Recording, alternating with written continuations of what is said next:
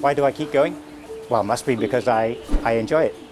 I enjoy being curious about things and I enjoy finding out new things. Like a few years ago, they wanted to cover over the old post boxes and cover over the old royal crests. I mean, that to me just seems a bit ridiculous.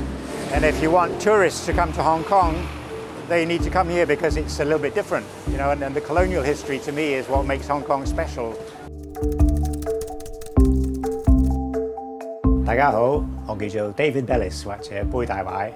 嚟自英國嘅 David 喺佢選擇定居香港之前，曾經去過澳洲 working holiday， 期間短暫嚟過香港生活短8個月。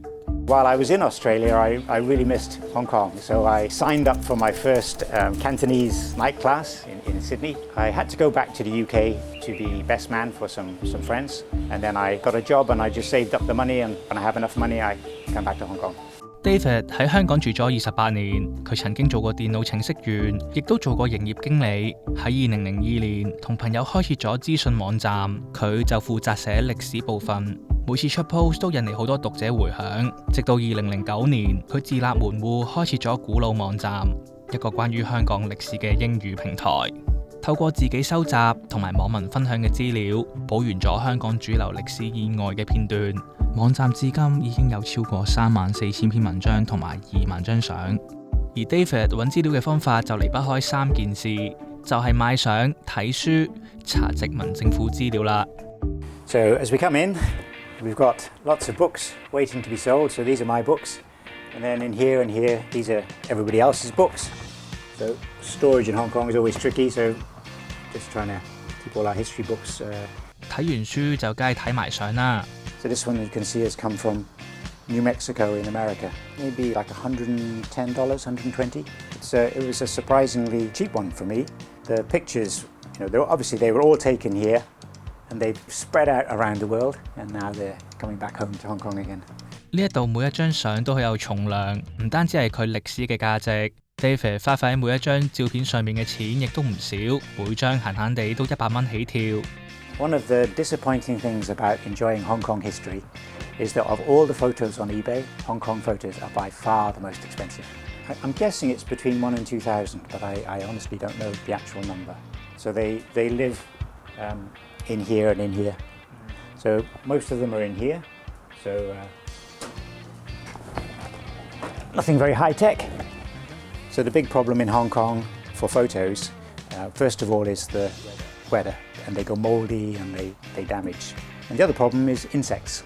The silverfish, the cockroach, they like to eat the photos. 雖然 David 唔太識中文，但要揾香港歷史資料，佢就話一啲難度都冇。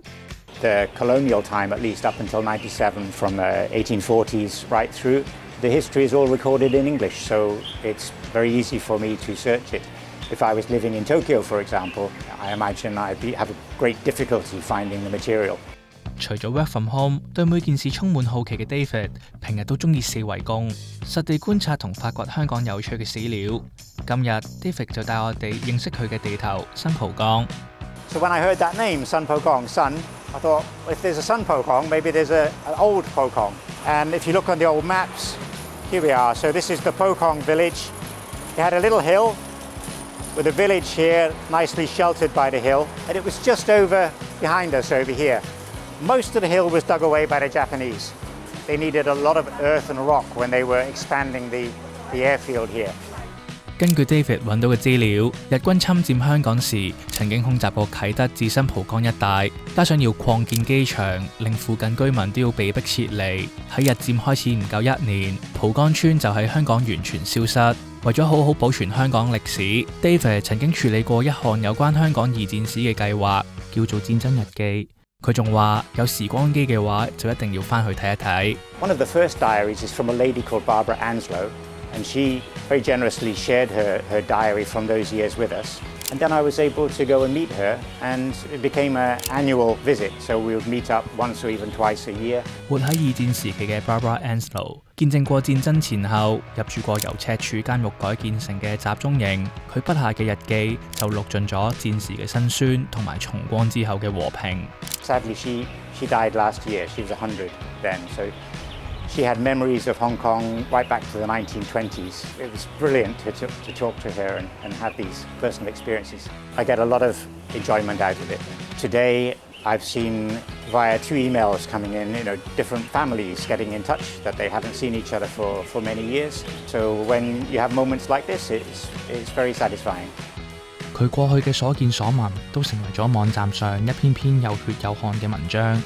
曾經 David 經常要出外公幹，每個月只有1至2個星期留喺香港，直到第2位女兒出世之後，同老婆商量決定將更多嘅時間花喺個女同埋香港歷史身上，繼而決定辭職，全職照顧個女同埋做社顧佬嘅工作。而背後默默支持佢嘅就係老婆 Grace 啦。我估應該係佢啩，係咪你啊？應該。What's that? Who's making the first move? 邊個追邊個？邊個追邊個？我追你。即係我最初識佢嘅時係冇 contact 嘅，因為我基本上都 ignore 佢嘅。直到有一次我去完日本翻嚟，去即係借個藉口咁樣啦，咁話想睇相咁咪開始出去飲啤酒咯。然後就佢好 consistently 咁每逢星期六嘅晏晝放工嘅時候咧，佢就揸雞衣同我傾偈咁咯。Grace 自問唔太中意研究歷史，但作為 David 嘅賢內助，見到老公今日嘅成就，佢都同樣開心。其實由佢開始出書到依家過去幾年出咗一本，每年1本咁樣。其實睇到越多人去開始 appreciate 佢嘅 effort，which 其實我就覺得開心嘅。如果你講錢個 aspect， 其實對我哋嚟講，即係當然重要咧，冇錢有咩唔得啦。但係其實我哋都幾 content， 即係計個數我夠啦，咁就足夠咯。咁都趁自己後生，佢又有咁嘅 interest 去 pursue 呢樣嘢，咁我又唔覺得係一個問題咁樣咯。David 繼續堅持寫歷史，甚至為香港歷史出書。要知道堅持一件冇回報嘅事係非常之困難，但背後嘅辛酸，或者只有 David 先至知道。By Hong Kong standards, success is usually you making a lot of money. It is not a success. You won't make a lot of money from this. Let's say a 20-something-year-old person comes and sits next to me and says, David, I love history. Can I make a living from starting my own website, Gwulo 2 or something similar? I'll say, very sorry, no. Go out, get a good job, save your savings, and then when you're a bit older, you can do what you love to do.